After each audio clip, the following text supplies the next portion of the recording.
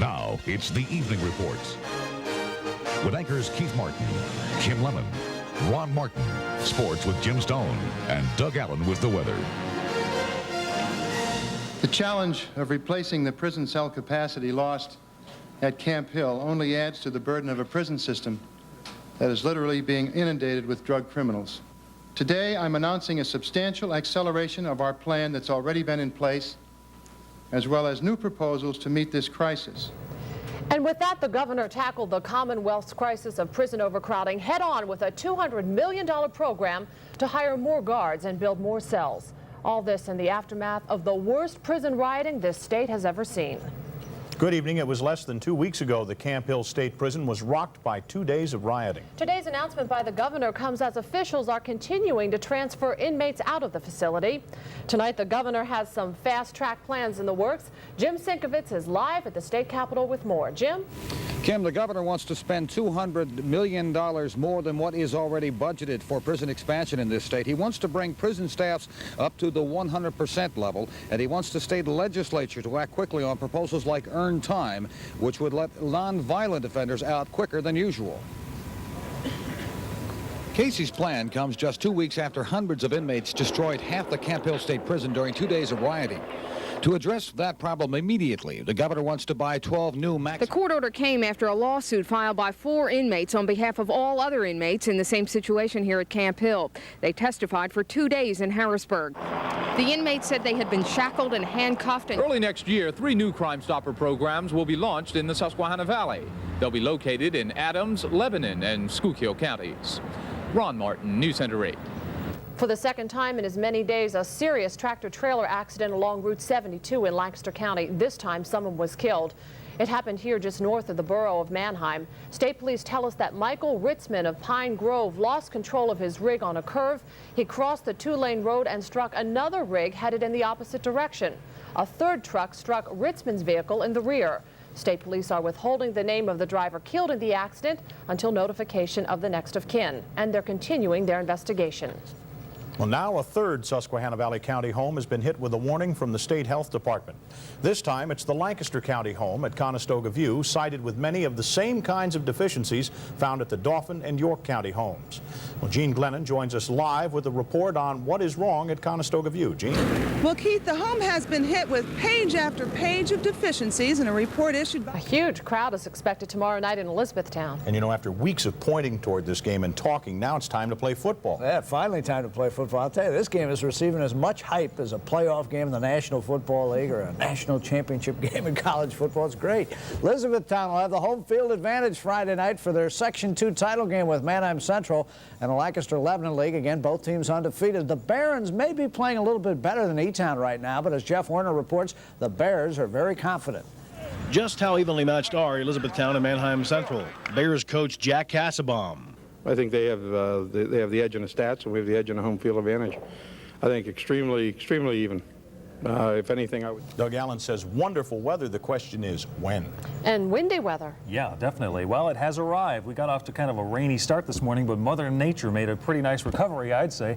Here's a look at the almanac for today. You'll notice we received just over a ½ inch of rain officially, and the high temperature was 61 degrees, but that was during the morning hours. It continues to drop. The official low right now is 51, which also happens to be the current temperature outside. Our official low for the day probably won't be recorded until around midnight tonight. Sunrise tomorrow is at 6:47 and sunset will be at 4:55. Around the Susquehanna Valley right now, mostly clear skies. There are some high, thin clouds in the northern tier and off to the northeast. Temperatures still relatively warm for this time of the evening. At this time of the year, cool spots up in Williamsport and Shamokin at 48 degrees right now. In Harrisburg, it's 54. Same in Carlisle. 55 in Gettysburg. York's at 56. Also 56 in Havre de Grace. In Lancaster now, it's 51. Lebanon 52 and Reading 53. Outside right now, sunshine helped us warm up this afternoon, but we're dipping down into the 40s and 50s already. It's 51 degrees officially. Relative humidity at 50%. Barometers rising from 29.62, and winds are out of the west at 9 miles an hour, gusting up to 18. Top wind gust so far today here at our weather station was 47 miles an hour. Very breezy out today.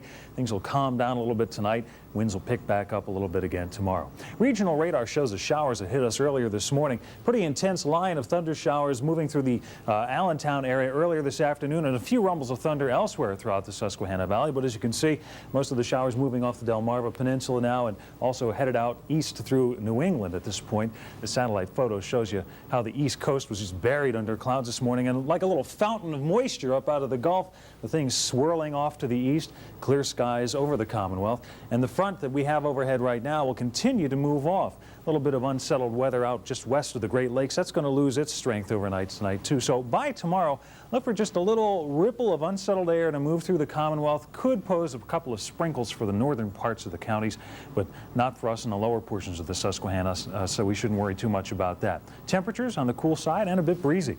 Here's a look at our forecast for tonight. It'll be mostly clear and windy this evening. Temperatures in the low 40s, winds westerly at 15 to 25 miles an hour. Still breezy outside. Overnight tonight, it'll be breezy and colder, 35 to 40. Winds will shift to the northwest at 10 to 15 miles an hour. And by tomorrow, variably cloudy. We'll see enough sunshine out there. It'll be brisk, that nice kind of crisp day outside, high 47 to 52. Winds northwest picking up again, gusting up to 20 miles an hour. And the river stages, minor rises are expected at this point. The 5-day forecast, we're looking pretty good as we get on into the weekend. Lots of sunshine for Saturday. Same for Sunday, and temperatures rebounding a little bit on Sunday, but they could bring a few showers for us on Monday. So overall, after a rainy start to the day, we're on an uptrend at this point, and things are starting to look good. Very good. All right, Doug, thanks. Sixers could use that. They've had trouble rebounding all year, right? I don't know if Doug can help him with that. I don't think he can. I don't know. Well, every year in the little town of Fairfield, 8 miles west of Gettysburg, a special 3-day sale benefits people all over the world. This morning, in the rain, Wendell Woodbury took in the first day of the festival and brought back this report. It was cloudy and rainy in Fairfield, Adams County, but spirits were high as people from all over the Susquehanna Valley and beyond crowded into the little Fairfield Mennonite Church on Main Street.